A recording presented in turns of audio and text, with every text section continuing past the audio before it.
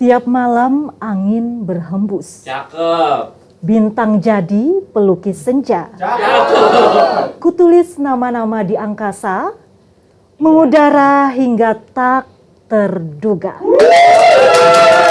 Cinta Rembulan, karya Munfik Rosandi Multi Hakiki. Assalamualaikum warahmatullahi wabarakatuh. Halo, apa kabar pemirsa setia Banjarbaru TV? Kembali berjumpa bersama saya Ririn Endah di program Talkshow Banjarbaru Menyapa Kita kali ini. Apa kabar Anda hari ini? Semoga selalu dalam keadaan sehat walafiat. Dan edisi Talkshow Banjarbaru Menyapa Kita kali ini yaitu mengangkat tema terkait inspirasi penulis muda di Kota Banjarbaru. Seperti puisi yang sudah saya bacakan di awal tadi, merupakan salah satu karya dari narasumber kita yang berhadir di kesempatan kali ini, yaitu ada Munfik Rosandi Multi Hakiki, SPD CLQ CILQ CIET. Halo, Mas Munfik Rosandi Multi Hakiki. Ya. Apa kabarnya nih? Alhamdulillah baik sekali. Alhamdulillah. Oke, ini manggilnya Mas Munfik ya atau Mas Andi? Mas Munfik aja. Mas Munfik ya, biar lebih akrab ya. Betul. Tentunya. Sebelumnya kami ucapkan terima kasih dulu nih Mas Munfik atas waktunya, kesempatannya juga berhadir di studio kita di sini. Tentunya kita hari ini akan membahas lebih dalam lagi terkait tema kita hari ini tentunya yaitu inspirasi penulis muda yang ada di Kota Banjarbaru, yang mana Mas Munfik sendiri juga salah satu penulis muda yang ada di Banjarbaru tentunya ya. Ya, alhamdulillah. Yang mana katanya jadwal on air dan off airnya kayaknya lagi padat-padatnya nih sepertinya. Betul Mas? Betul. Oke, baik. Mungkin boleh diceritakan dulu nih sebelum sebagai penulis nih, Mas Munfik ini kegiatannya apa aja nih? Alhamdulillah kegiatan saya itu pertama sebagai pustakawan, yang Oke. kedua adalah sebagai guru juga. Guru juga. Saya juga sebagai mahasiswa, mahasiswa di Universitas Sunan Giri Surabaya. Oke, baik. Sekarang lagi semester 3, lagi OTW tesis. Bentar lagi mau selesai juga. Kesibukan saya di antara 3 itu saya menyempatkan diri untuk menulis, karena menulis ini adalah cara menuangkan pikiran dan memberikan inovasi terbaru. Apalagi kita sebagai anak muda Banjarbaru harus pandai-pandai menulis, karena Banjarbaru adalah sebagai kota idaman, kota pendidikan, dan kota yang penuh inspirasi. Waduh, luar biasa sekali. Kayaknya banyak banget ya Mas ya. Kegiatannya tuh gimana cara ngatur waktunya tuh? Pertama kita membuat jadwal, yang mana jadwal tersebut tidak berbenturan antara bekerja dan mengajar, bekerja dengan menulis. Biasanya kalau ada waktu luang, itu biasanya kita menulis. Biasanya saya menulis itu setelah sholat Isya. Karena setelah itu waktu saya ada sedikit plong, ada sedikit kosong, jadi bisa digunakan untuk mengoptimalkan waktu. Jadi waktu-waktu khusus juga nih ya, Benar, biar dapat sesuatu yang fresh mungkin ya untuk menjadi sebuah karya mungkin yang seperti ada di hadapan kita kali ini ya. Oke, untuk terjun ke bidang menulis sendiri nih, udah sejak kapan? Saya menulis itu ketika zaman COVID, ketika 2020, ketika manusia banyak di rumah, itu semua kegiatan. Dari kegiatan saya itu dirumahkan dalam bekerja, itu yang membuat saya sedih sehingga saya memutuskan untuk menulis. Saya optimalkan waktu untuk membuat sebuah karya. Karya saya yang pertama adalah mengenal lebih dekat Mutiara Padang. Itu bagaimana seorang tokoh Padang bisa berpengaruh di bumi Banjar, bumi Lampung Mangkurat gitu ya. Karena tokoh Padang ini, saya Yasin bin Isa Al-Padani namanya, itu termasuk sosok yang penuh dengan inspirasi. Karena beliau banyak memiliki murid-murid yang berpengaruh di Kalimantan Selatan, bahkan sudah mendunia secara global. Ketika saya Yasin bin Isa Al-Padani ini banyak mencetak ulama-ulama yang berpengaruh di Kabupaten Banjar, terutama di bumi Lampung Mangkurat, tentu itu akan mempengaruhi pemikiran orang-orang Banjar, pemikiran orang-orang bumi Mangkurat itu. Fokus yang kedua adalah sejarah dan kebudayaan. Bagaimana sejarah dan kebudayaan ini menguatkan juga dengan mengintegrasikan atau mencocokkan serta mengonektivitaskan antara ilmu dunia dan ilmu akhirat. Karena di buku tersebut juga berbicara tentang sejarah, berbicara tentang agama, bagaimana Syekh Muhammad Nafis, bagaimana pengertian sejarah. Ini mencakup dunia, karena dunia dan akhirat itu tidak bisa dipisahkan. Ketiga adalah buku saya adalah Gubahan Tarbiyah. Gubahan Tarbiyah ini berisi tentang puisi-puisi. Karena puisi ini sangat menarik ya, bagaimana kebudayaan bisa eksis dan anak-anak muda ini suka dengan kebudayaan. Bisa kita lihat dari pendidikan formal maupun non formal, banyak anak-anak muda ketika umurnya 10 tahun ke atas, ketika di bangku SD atau MI sederajat sampai ke MA sederajat atau SMA, itu mereka semua menyukai yang namanya puisi. Karena puisi ini adalah sastra yang menarik, sastra yang harus dilestarikan di bumi Indonesia.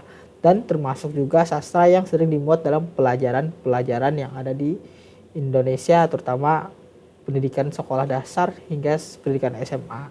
Dari saya sekolah dulu, itu puisi ini selalu ada gitu, gak bisa dipisahkan.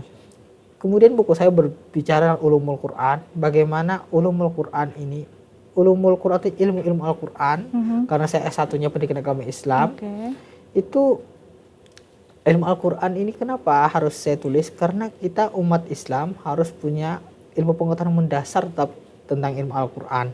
Karena mana mungkin seorang umat manusia atau umat muslim dan muslimah, mereka tidak mengenal atau mendeskripsikan tentang ilmu-ilmu Al-Quran. Dan bahasa yang saya tulis itu merupakan bahasa yang mudah dan terperinci, tidak bertele-tele gitu. Oke, jadi lebih mudah dipahami ya. Benar. Untuk kalangan yang membaca karya Mas Munfik sendiri. Iya. Oke, untuk inspirasinya sendiri nih Mas. Kalau untuk mungkin kita ke puisi nih. Kalau puisi yang menginspirasi adalah kakek saya sendiri, Oke. almarhum Hamami Adabi, seorang tokoh di Banjarbaru bidang sastra. Beliau meninggal tahun 2013. Dan kemudian di antara cucu-cucunya yang menulis itu turunnya ke saya. Jadi saya yang menuliskan perjalanan kakek saya. Oke. Kakek saya itu seorang penulis, seorang sastrawan juga yang cukup terkenal pada masanya di tahun 2010 ke bawah ya. Ini bagi sekarang umur 70 tahun ke atas sudah pasti kenal dengan kakek saya, tapi sekarang kakek saya sudah tiada lagi. Untuk itu saya memperjuangkan apa yang dulu kakek saya perjuangkan, karena ini adalah warisan kebudayaan terutama di bumi Banjar, Lampung, Mangkurat khususnya. Jadi artinya bahwa Mas Munfik ini sendiri menciptakan karya-karya ini sebagai bentuk rasa cinta terhadap bumi Banjar juga ya, bumi Lampung Mangkurat tentunya dengan hasil-hasil karya yang ada di sini. Oke, untuk buku yang pertama kali yang di hasil karya dari Mas Munfik sendiri pada hari ini dibawa Mas? Ada, buku saya yang pertama adalah Mengenal Lebih Dekat, Mutiara Padang, saya Yasin bin Isa Al-Padani. Bagaimana saya Yasin ini asalnya orang Padang, tapi beliau bermukim di Makkatul Mukarramah, dan juga beliau termasuk ulama yang mendunia karena beliau banyak memiliki sanad keilmuan dan murid-murid terkenal di belahan dunia khususnya Indonesia. Kenapa saya menulis saya Yasin? Sudah waktunya kita mempromosikan ulama-ulama kita, tokoh-tokoh kita kepada masyarakat internasional. Betul.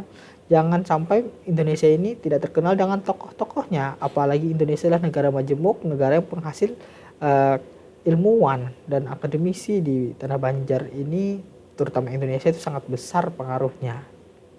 Oke, ini saya juga baca profil dari Mas Munfik sendiri, itu seorang guru mengajar baca tulis Al-Quran. Betul? Betul. Mungkin bisa diceritakan juga tuh. Saya dulu sebagai guru BTA, awal mulai itu di TPA Al-Amin dengan metode Iqra, kemudian di TPA Al-Fatih ngajar tilawati juga, itu selama 2 tahun. Kemudian saya memutuskan untuk pensiun karena kebanyakan kegiatan, ditambah lagi harus kuliah waktu itu KKN, jadi saya memutuskan untuk istirahat.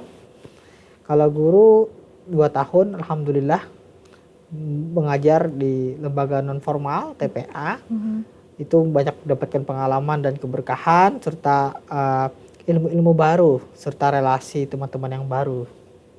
Oke, baik. Kalau untuk komunitas sendiri nih, untuk para penulis, apakah memang Mas Munfik ini tergabung dalam sebuah komunitas atau berdiri sendiri kah?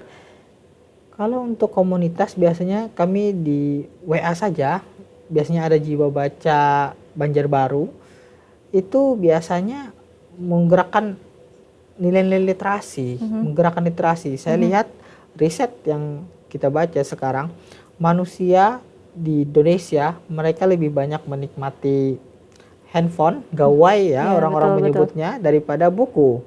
Sedangkan tulisan ini adalah sebuah peradaban dari sejak dulu sampai sekarang. Tapi berbeda-beda bungkusannya. Kalau di zaman dulu orang menulis dengan tinta, tapi sekarang kan pena juga. gitu.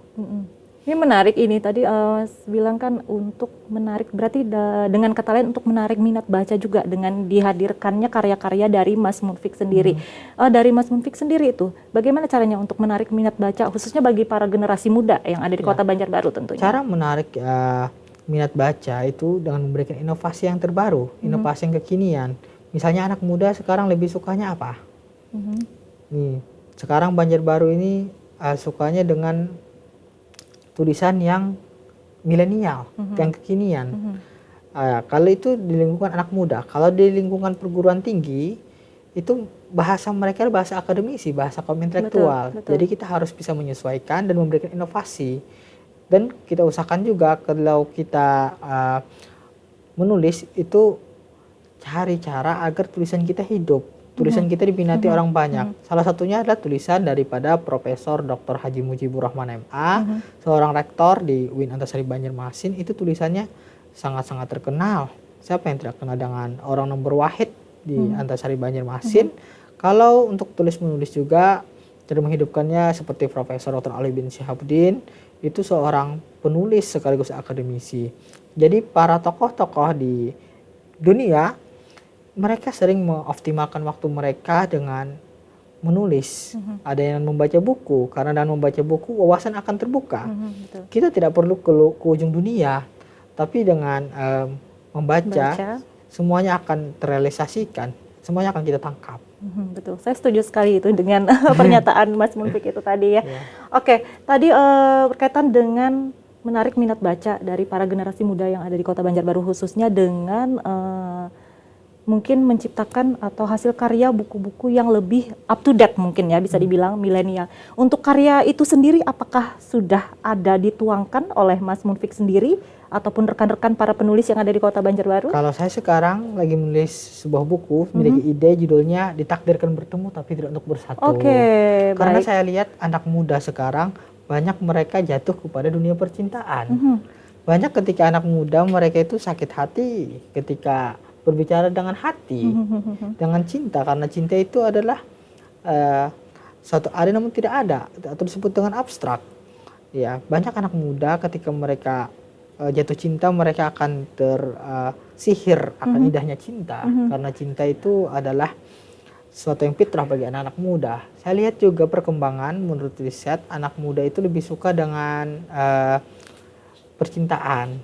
Tapi bagaimana kita mengemas percintaan itu tidak keluar daripada norma agama, norma asusila, dan norma kehidupan manusia, terutama masyarakat Banjarbaru yang terkenal dengan norma keagamaannya sangat kental. Apalagi kan visi misi Banjarbaru adalah kota yang agamis. Agamis, maju dan sejahtera. Ya, betul. Itu harus dikemas dengan baik sekali. Tidak mungkin kita mengemasnya dengan sembarangan. Jadi kalau kita menulis itu usahakan tulisan kita tidak melanggar daripada norma-norma yang berlaku di wilayah. Contohnya masyarakat Banjarbaru itu agamis. Kita jangan sampai keluar daripada norma-norma agamis. Bagaimana menulis itu dengan menghadirkan sosok tokoh namun pakaiannya tidak sopan, tidak sesuai dengan ekspektasi anak warga Banjarbaru. Ini tidak sesuai. Oke. Saya sempat membaca juga ya di profil dari Mas Munfik ini bahwa selain seorang penulis juga sebagai seorang pustakawan dan juga sebagai seorang guru baca tulis Al-Quran tadi ya. Bagaimana Mas Munfik sendiri itu mengintegrasikan ketiganya itu dalam kehidupan sehari-hari itu Mas? Cara mengintegrasikannya dengan waktu. Misalnya nih pagi saya sebagai pustakawan, nanti di jam siang sebagai guru, malam itu sebagai penulis. Kalau sebagai pustakawan saya bekerja di SDN 1 Landasan Utara. Itu saya sebagai pustakawan SK saya di sana. Kenapa saya memilih pustakawan? Karena dengan pustakawan buku-buku akan mudah terbaca dan sangat mudah dinikmati. Dan buku itu merupakan jendela ilmu dan letaknya ada di perpustakaan. Jadi sungguh beruntung kalau kita ada di perpustakawan. Kita lihat negara maju seperti Eropa, itu pustakawan selalu ramai. Kenapa? Karena minat baca mereka tinggi. Seperti Jepang itu, buku itu selalu di mana-mana. Dan kerapian, kedisiplinan Jepang memang bagus. Mereka tidak bisa lepas daripada buku gitu. Selama proses menulis yang sudah selama 2-3 tahun ya Mas Munfik, ada kendala yang pernah dialami nggak sih? dalam proses menulis atau menciptakan sebuah karya buku ini, karya tulis ini? Pernah kita dalam menulis itu mendapatkan sebuah problem ya atau masalah. Kalau bahasa Arab itu disebutkan muskilatun.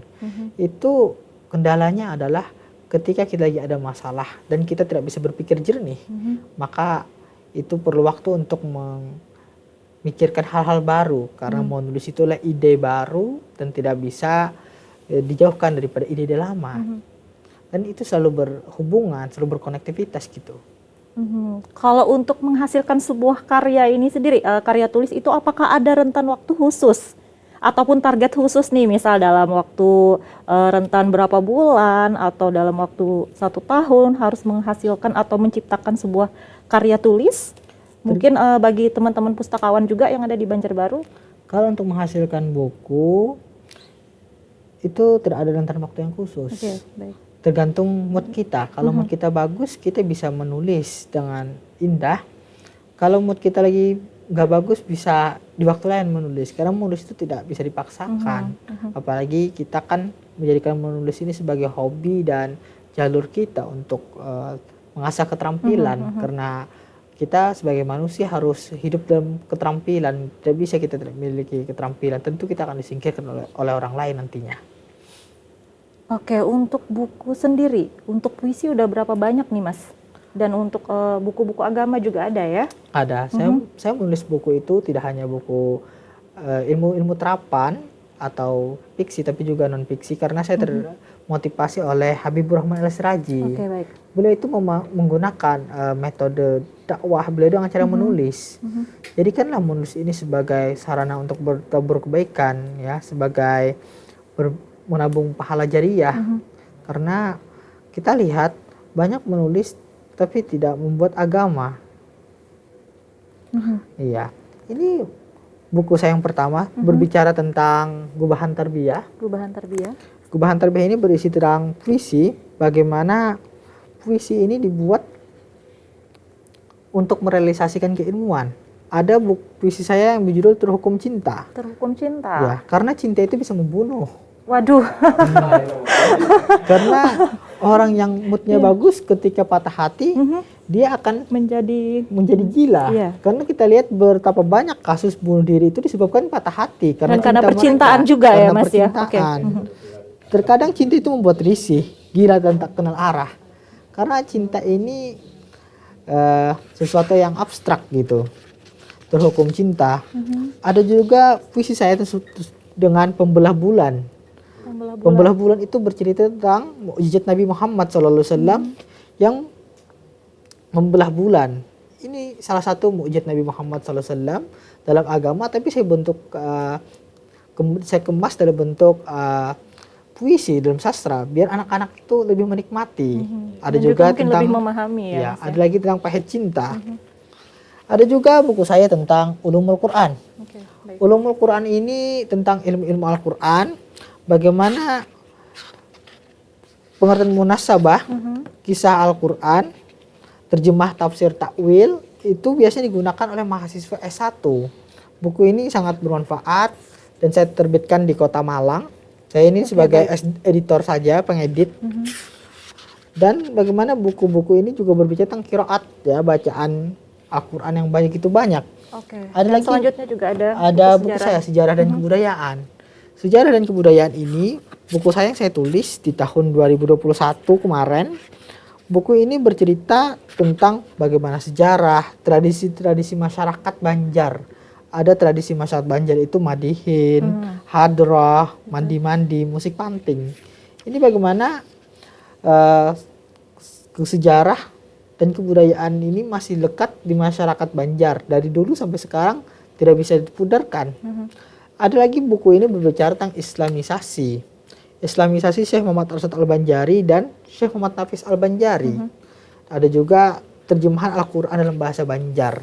Pernah suatu ketika salah satu Universitas Islam Negeri Antasari Banjarmasin itu menulis Al-Quran terjemahan bahasa Banjar. Dan ini sangat menarik sekali bagaimana agama dan kebudayaan atau linguistik itu tidak bisa dipisahkan dalam masyarakat Banjar. Ada lagi buku saya, itu Syekh Yasin bin Isa Al-Padani. Ini Mutiara Padang beliau. Buku ini bercerita tentang bagaimana kehidupan Syekh Yasin bin Isa Al-Padani sehingga mampu mencetak ulama-ulama di Banjarbaru, di Bumi Lampung Mangkurat. Beliau menjadi tokoh. Kenapa beliau bisa menjadi tokoh dan kenapa beliau mengharumkan bangsa Indonesia? Waktunya masyarakat Indonesia ini hidup. Kita lihat seperti B.J. Habibie, itu orang Indonesia dan beliau sangat dikagumi di Jerman karena ketokohan dan keilmuan beliau. Tapi Habibie ketika ditanya milih teknologi atau agama, tentu beliau milih agama. Ini menunjukkan beliau seorang yang fanatik di agama. Bagaimana Syekh Yasin Al-Padani ini orang Padang, tapi beliau diamnya di Makkatul Mukarramah. Dulu namanya Hejaz, sekarang jadi Saudi Arabia. Itu beliau ketika era penjajahan kolonial Belanda, mereka berdakwah menghidupkan Islam dan mencetak tokoh-tokoh masyarakat. Mereka itu mencetaknya di Arab Saudi, kemudian dikirimkan ke Nusantara. Kenapa harus dikirimkan ke Nusantara? Karena di zaman Belanda itu tidak zaman sekarang itu tidak sama. Karena di zaman Belanda itu kehidupan agama kita sangat dibatasi. Bagaimana kitab ini juga berbicara tentang Arbaun Hadisan atau 40 hadis. Kenapa harus 40? Karena 40 hadis ini 40 adalah ketika Rasulullah SAW diangkat menjadi Rasul ya pada umur 40 tahun. Oke, baik. Karena Syekh Yasin Al-Padani ini orang Padang, beliau juga selain ahli hadis, beliau juga ahli ilmu falak. Dan ulama-ulama di dunia itu mengakui keilmuan Syekh Yasin Al-Padani. Bahkan di Martapura di Bumi Banjar atau Lampung Mangkurat seperti Guru Sukumpul itu murid Syekh Yasin. Bahkan Syekh Yasin bin Isa Al-Padani ini seperti Imam As-Suyuti karena beliau juga termasuk ulama yang menguasai disiplin ilmu yang begitu besar sehingga di zaman beliau tidak ada ulama yang mampu menyaingi keilmuan Syekh Yasin. Ini kita lihat bagaimana orang Indonesia, orang Nusantara bisa bersaing dan menghidupkan nama Nusantara di zaman yang susah, di zaman yang tidak ada bau teknologi gitu. Pada saat itu. Ya. Oke. Baik, dengan kata lain kan berarti Mas Munfik bahwa buku-buku ini diciptakan itu memiliki tujuan, kisah dan juga tentunya mungkin pengalaman. Nah, sekarang ini saya ingin menanyakan nih, apakah ada pengalaman pribadi yang dituangkan dalam buku ataupun karya tulis yang dihasilkan oleh Mas Munfik sendiri, mungkin lebih khusus pada puisi mungkin ya? Kalau puisi, saya itu pengalaman pribadi tergantung inspirasi. Tapi buku yang saya tulis ditakdirkan bertemu tapi tidak untuk bersatu, itu ada juga pengalaman pribadi saya. Baik. Bagaimana ketika cinta tidak bersama, itu sangat berat sekali. Bahkan kita lihat saat ini orang bersama-sama, mereka mengasihi, tapi beberapa tahun kemudian takdir menyatakan bahwa mereka tidak bersama, mereka tidak berjodoh. Tentu itu akan membuat mereka sakit hati. Dan itu saya tulis di dalam puisi saya, pahitnya sakit hati gitu. Sakit hati. Ya, pahitnya sakit hati. Karena di zaman sekarang ini yang namanya sakit hati itu bisa menghilangkan nyawa seseorang.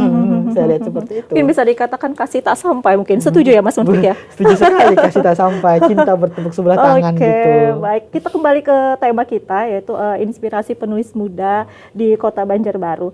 Terkait tadi Mas Munfik ini juga sebagai seorang guru ya.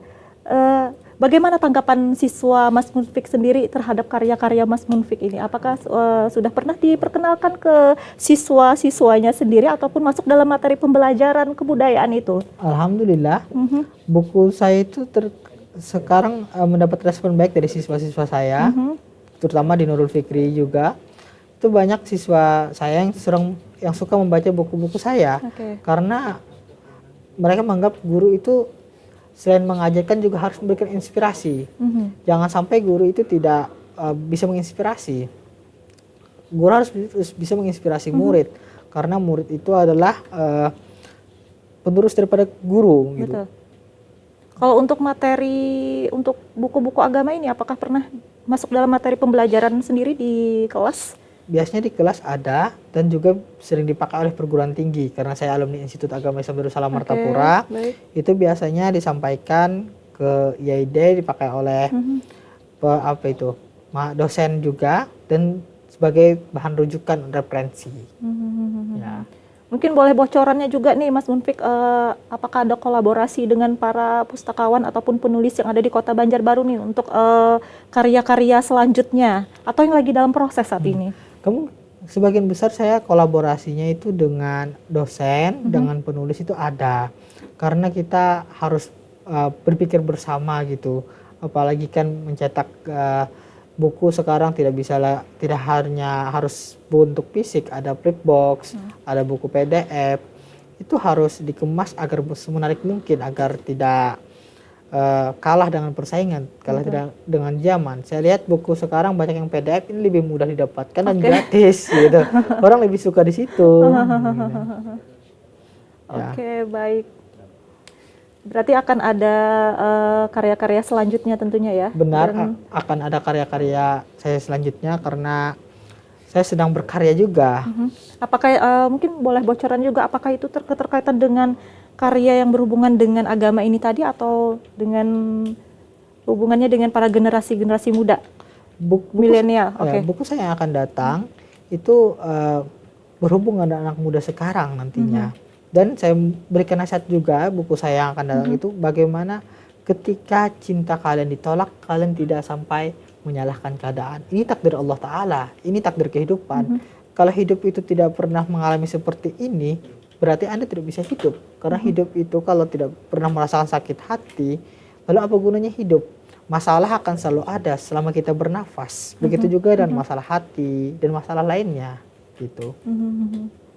Oke, baik, berarti lebih mengarah kepada tema ataupun topik buku yang akan diterbitkan selanjutnya ini ke arah percintaan anak muda-mudi ya? Betul, percintaan anak muda-mudi. Soalnya anak muda sekarang lebih suka dengan percintaan gitu. Saya lihat anak SMP aja sudah kenal dengan perempuan gitu. Karena ini masa-masa pubertas saya lihat menurut sudut pandang biologi gitu. Kalau dalam pemilihan topik buku itu sendiri, bagaimana biasanya tuh Mas? Kalau pemilihan topik itu saya lihat dari keadaan, dari sebab musababnya kenapa topik itu harus diangkat. Sekarang kan yang lagi viral itu ipar adalah maut gitu ya, itu viral sekali. Itu sebuah tulisan dari podcast juga difilmkan. Itu kan ipar adalah maut itu adalah film yang diambil dari kisah nyata, kisah real dalam kehidupan gitu. Ipar adalah maut. Ngomong udah nonton belum nih? Sudah Mas nonton. Oke. Seru banget, viral banget. Mbak juga nonton juga? Oke, sudah ya. Berarti akankah nanti juga akan dituangkan seperti film-film yang mungkin buku, mungkin harapannya mungkin ya bisa difilmkan juga ya? Bisa juga. Mungkin seperti judul buku tadi apa? Ipar adalah maut. Bukan, buku bertemu tapi tidak ditakdirkan untuk bersatu ya. Itu judul yang sangat menarik sih kalau menurut saya Mas Munfik. Iya. Oke, untuk materi karya tulis. Nah, kita ke karya tulis sekarang. Untuk materi pengajaran Al-Qur'an di kelas sendiri itu biasanya menggunakan metode tilawati ataupun metode umi. Sekarang kan yang naik itu metode umi ya, bagaimana metode umi ini bisa bersaing dan bisa berguna. Apalagi metode umi ini adalah metode yang baru dan cocok untuk kekinian. Dan sumber daya manusianya sangat bagus dan standarnya sangat bagus juga untuk metode umi. Dari penelitian S1 saya sampai S2 sekarang, itu penelitian saya tentang metode umi. Bagaimana metode umi untuk anak-anak, untuk dewasa, terutama generasi milenial dan juga metode lansia, umi, ya itu bisa berkembang ya. Metode umi adalah metode pembelajaran Al-Qur'an. Itu sekarang sedang naik daun di Kota Banjarbaru gitu. Saya perhatikan karena dengan metode umi ini anak-anak membaca Al-Qur'an lebih terampil, lebih bagus serta menunjukkan kualitas yang besar. Saya sangat mendukung ketika pembelajaran Al-Qur'an di Kota Banjarbaru ini sangat berkembang pesat karena itu adalah visi misi Banjarbaru yang agamis ya dan sejahtera juga. Oke, baik. Nah, ini juga sudah ada beberapa Mas Mufiq pertanyaan yang masuk ke Instagram Banjarbaru TV, mungkin mohon bantu dijawab ya Mas ya, terkait tema kita hari ini, yaitu yang pertama dari Floweriana Craft, ceritakan kesulitan terbesar menjadi seorang penulis dan apakah banyak penulis lokal yang sudah sukses, bagaimana nih menurut Mas Mufiq sendiri? Kesulitan dalam menulis ya, kesulitan menulis itu pertama ketika kita tidak memiliki bahan, tidak memiliki inspirasi, itu sangat sulit sekali. Karena bagaimana mungkin ketika kita ingin menulis tapi kita tidak memiliki inspirasi, tidak memiliki ide, kita akan menulis.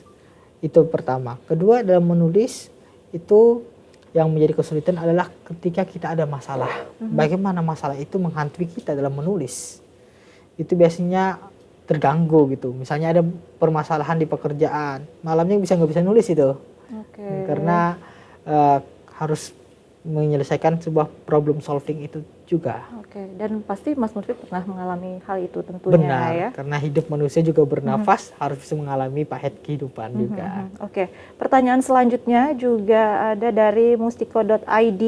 Bagaimana cara mendapatkan ide ataupun gagasan kembali jika merasa stagnan dalam melakukan proses?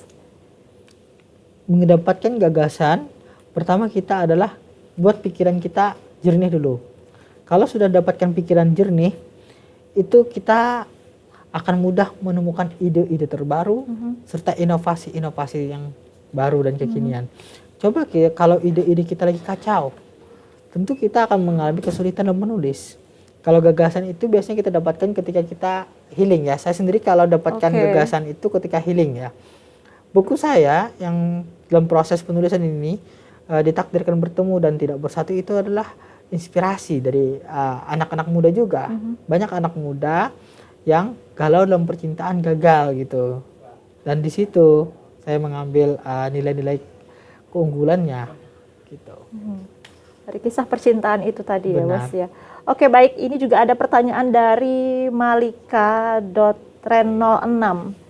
Cara menyatukan kreativitas dan emosional dalam menulis cerita atau mungkin novel. Bagusnya gimana Kak katanya?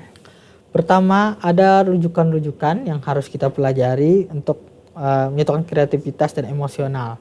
Salah satunya penulis yang terkenal Habibur Rahman Al-Siraji yang sekarang menempuh pendidikan S3 di luar negeri. Itu bukunya kreativitas dan emosionalnya sangat-sangat tinggi karena beliau seorang penulis yang Islami juga, penulis yang baik. Tulisan beliau diminati anak-anak muda, kalangan anak muda khususnya, dan untuk semua kalangan. Kita lihat bagaimana seorang Habibur Rahman Al-Siraji itu menulis karyanya seperti ayat-ayat cinta, ketika cinta bertasbih, cinta suci jahrana, itu anak muda tujuannya. Arahnya banyak ke anak muda. Bagaimana juga konsep menjadi seorang penulis dan seorang pendakwah. Karena Habibur Rahman Al-Siraji itu selain penulis, beliau juga seorang pendakwah gitu. Oke, baik. Selanjutnya juga ada dari Oris Rizwana. Bagaimana supaya cepat dapat inspirasi? Misal mau menulis artikel yang menarik. Biar cepat dapat inspirasi gimana tuh kalau Mas sendiri? Kalau kita ingin mendapatkan inspirasi yang menarik gitu, yang pertama adalah cari orang yang membuat kita inspirasi itu siapa. Oke, baik. Kalau orangnya bagus, berkompeten, yang membuat hati kita tersentuh. Kalau hati kita nggak tersentuh dari cara dia itu, gak bakalan bisa jadi inspirasi kita. Karena kalau kita ingin mendapatkan inspirasi dari orang lain, kita harus deketin dulu hatinya. Oke, baik. Ya, dapat saya tarik kesimpulan berarti jadi seorang penulis itu tidak gampang ya, Mas Nurik. Tidak gampang. Dimana harus emosional yang bagus, mood yang bagus juga, biar dapat inspirasi yang lebih bagus juga tentunya. Oke, selanjutnya juga ada pertanyaan darinya Yudhistira Surya. Karya ilmiah apa yang paling berkesan bagi Pian dan apa yang menginspirasi Pian? Yang paling berkesan itu skripsi ya. Skripsi itu termasuk yang berkesan juga karena harus bolak-balik kampus ya. Judul skripsi saya itu penerapan metode UMI bagi lansia di Rumah Quran Pastabikul Herat, Kecamatan Andasan Ulian, Kota Banjarbaru. Itu untuk skripsi. Kemudian naik lagi tesis ya. Kalau skripsi itu saya sampai 38 kali bimbingan.